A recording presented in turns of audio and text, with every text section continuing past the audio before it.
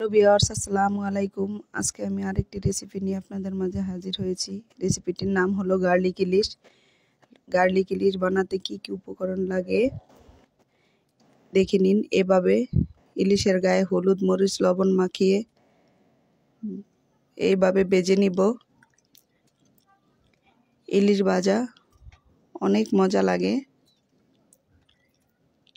এইভাবে লাল লাল করে নিব। লাল হয়ে গেলে আমি মাছগুলা উঠিয়ে নিব।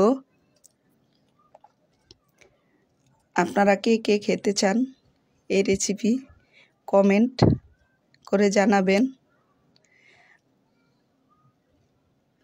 আমার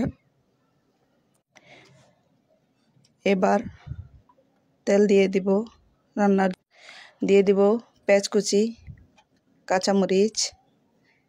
কাঁচামরিচ দিয়ে নেড়ে চেড়ে দিয়ে দেব পেঁয়াজ কলি বাটা। আপনারাও দিতে পারেন, কারণ এখন পেঁয়াজ কলি বাজারে অ্যাভেলেবেল পাওয়া যায়। দিয়ে দিব লবণ, হলুদের গুঁড়ো, মরিচের গুঁড়ো,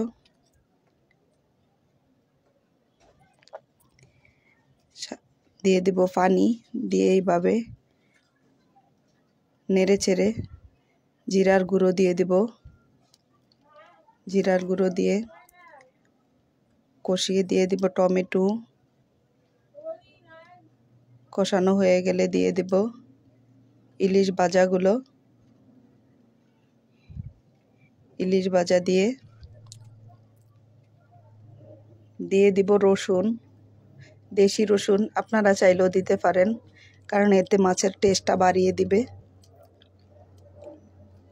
একবার হলো আপনারা খেয়ে দেখবেন। এভাবে দিয়ে দিব ধনে পাতা।